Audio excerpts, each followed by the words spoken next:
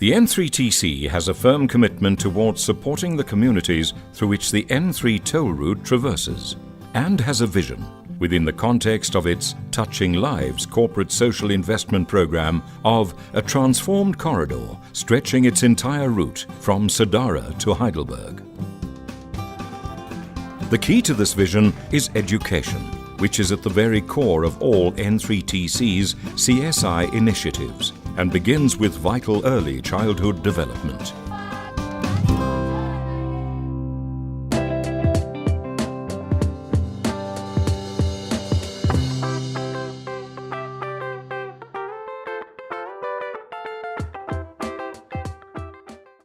The Singakweza project in Howick is a perfect example of the importance of education through its implementation of an early childhood development program to meet the learning needs of children aged between 1 and 5 living in poorer communities in South Africa. This is done through training and mentoring caregivers at creches to implement a program of learning through play and of making educational toys and teaching aids from recycled materials.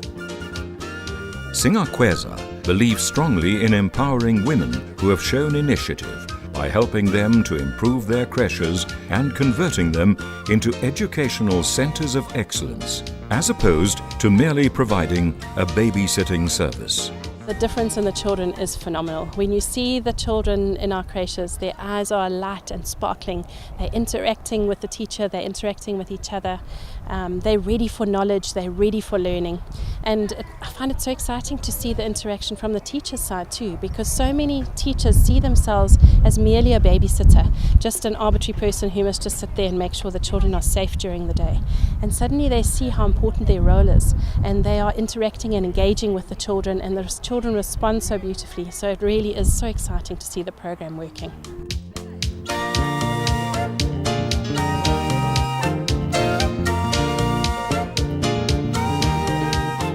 Two organizations that cater for the extremely important needs of vulnerable children are based in Harrismith in the Free State.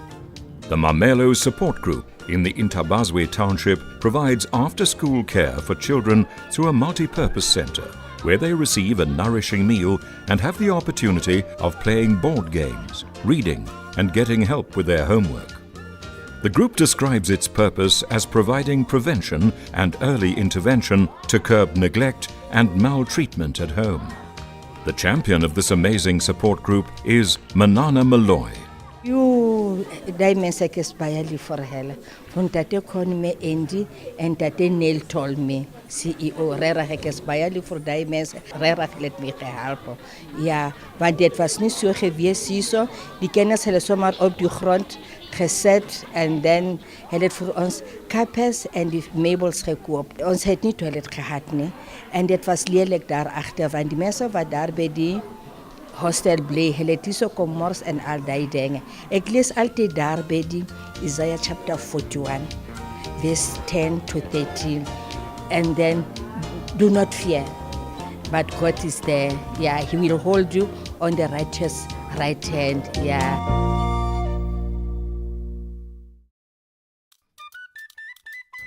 Another fine example of caring for children is the Free State Care in Action Group, which provides after-school care for poor and underprivileged primary school children from Mondays to Thursdays. The after-school care centre was established with the purpose of providing a safe haven for these vulnerable children. For safety and time-saving purposes, the children are fetched from school and taken to the care centre, where they receive a balanced meal and do their homework under the supervision of 2 teachers who work at the centre.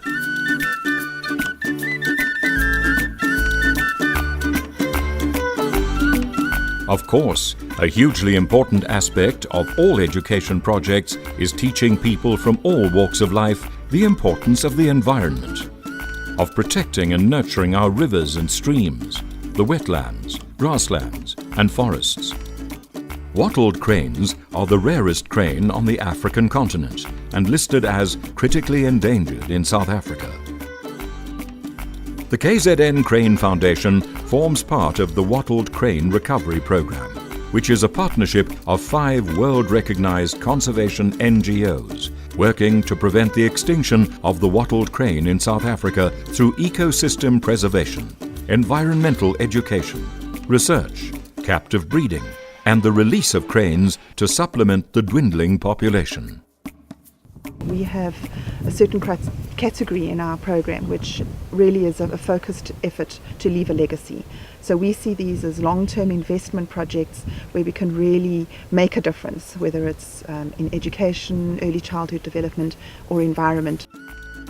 Construction of the wattled crane chick rearing facility commenced in 2012 at the Bill Barnes Oraby and Nature Reserve in Nottingham Road and was completed in 2014.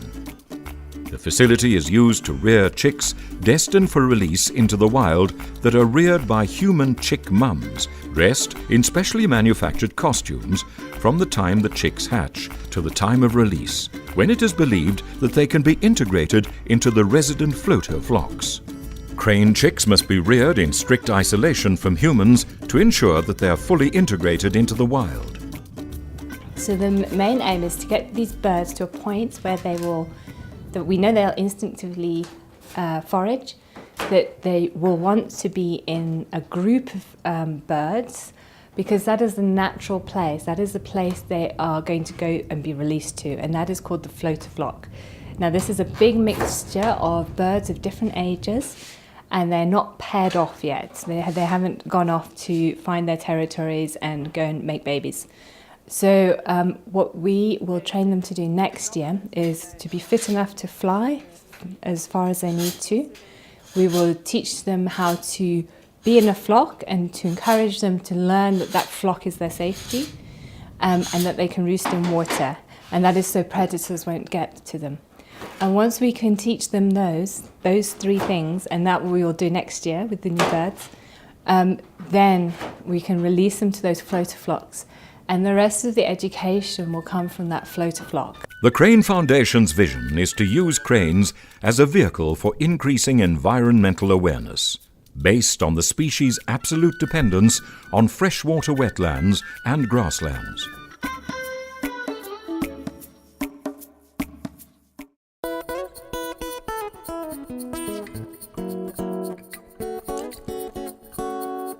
The Midlands Meander Association's Education Project is a dynamic and energetic local organisation renowned for its creative hands-on approach to meaningful environmental education. The facilitators, also known as the Bugs, are colourful, diverse and passionate people with unique teaching skills. The Bugs partner with schools in rural areas through co-teaching interactive lessons aligned with the national curriculum, while promoting environmental education, reading, writing, gardening, arts and life skills. The ongoing effects of the Midlands Meander Education Project are far-reaching and are certainly showing remarkable results. We bring a different dimension, so we come with creative teaching methods. We use Rudolf Steiner's methodology, so it's head, heart and hands. So everything we do, we think about things first, then we reflect and we evaluate, and then we use our hands and we take action. So all our lessons are based around that. And they're very active, they're outside, they're indoors, they're creative. So we work with the teachers and we build on what's already happening, and everything is CAPS aligned, so it's part of the curriculum.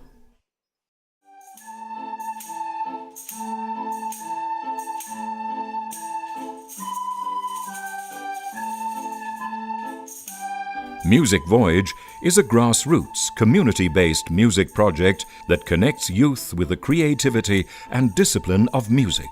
The program inspires youth to take charge of their own lives and recognizes that rewards come through passion, commitment and perseverance. Music students are taught how to play an instrument, read music, and understand the theory of music in a trusting and stable environment. I went and formed networks within the community, with schools, with headmasters. They needed to trust me, I needed to trust them, and it was that whole process that actually I think is our strength now, because we've got a lot of credibility within the community. The importance of achievement through effort is emphasized, along with performance competence and etiquette. Before I started music, I wanted to be a paramedic. Now Mr. Mngulwani put me on brass. Then I realized that actually I can make my dream here on music. So music is very important to me.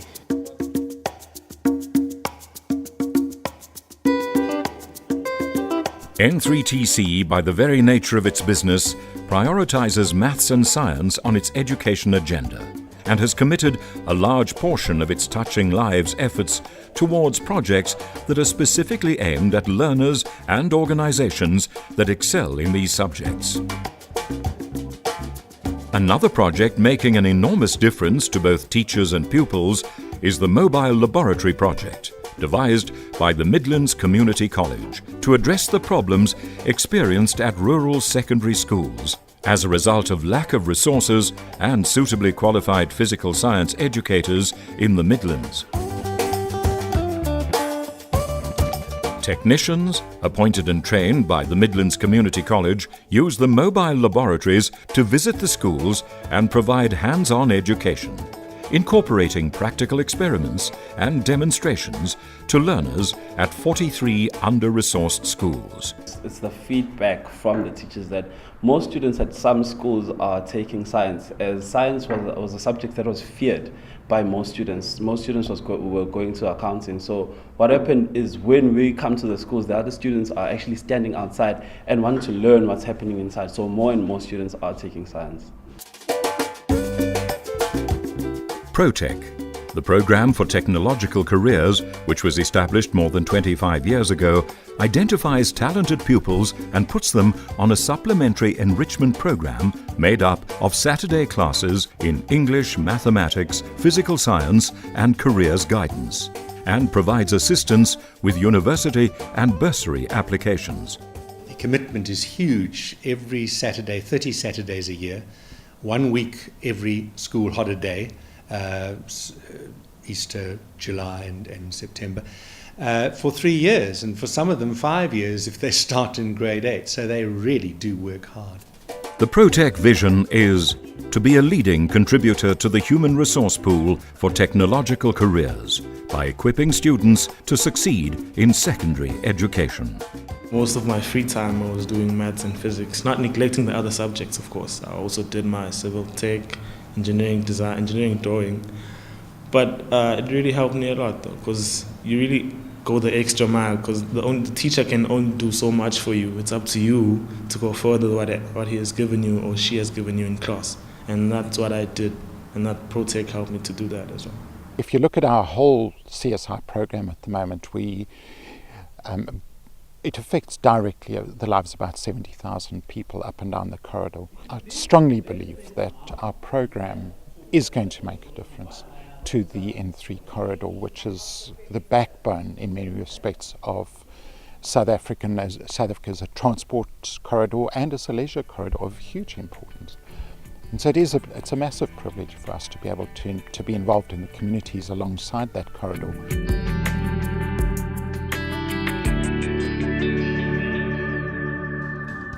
An important aspect of N3TC's Touching Lives program involves caring for mentally disabled people.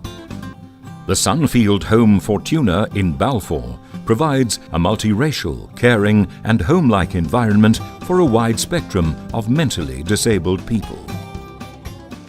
Caregivers in the home go to great lengths to involve the residents in appropriate training, stimulating occupational therapy and recreational activities that will enhance their lifelong well-being, mentally, physically and emotionally. What we do here is we just try and have a normal life for them, as normal as possible, because they don't fit into society that well, and it also places a lot of stress on them if they have to perform in society the way that normal people do. We do have 45 government subsidised residents at the moment, and they pay a very low fee that doesn't cover all our costs. So some months it doesn't even cover our running costs of the home. So the additional funding we depend on very highly from the communities and from corporate companies.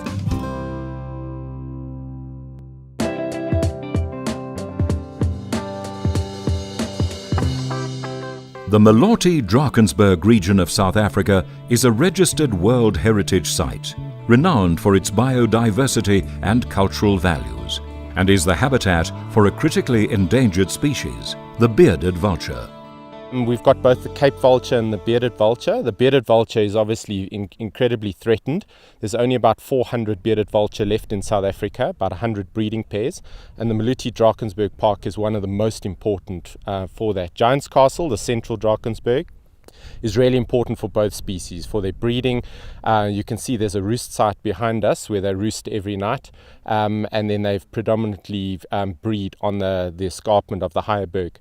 So in that sense, this area is really important for us to establish these hides, these feeding stations for the vultures. Vulture restaurants are being established, providing non-toxic, poison-free meat and carcasses for vultures and other scavengers. In an effort to support the conservation of the bearded vulture for future generations, N3TC has partnered with Wildlands Conservations Trust, Ezemvelo KZN Wildlife, and Sand Parks in the development of 3 new vulture hides at Cathedral Peak, Giant's Castle and Golden Gate Highlands National Park. We had a strategic session one day and there were quite a few projects that were put up for discussion, and we all live quite close to the environment as N3TC employees, and we decided it's a good project. They are endangered from what I can understand, and we want to keep them there for the future to see. N3TC's Touching Lives program aims to make a meaningful difference to people's lives, with sustainability being the cornerstone to its success. The Touching Lives program spans 4 provinces and supports more than 90 community-based projects annually. N3TC has passionately embraced community-based partnerships to contribute towards sustainable communities, and is proud to be touching lives meaningfully along the N3 toll route corridor. N3TC is extremely grateful to each of the projects that make up its Touching Lives program for their excellent work throughout the year, and for the commitment of individuals, educators and students for maximizing the benefit of the opportunity offered, often under very challenging circumstances.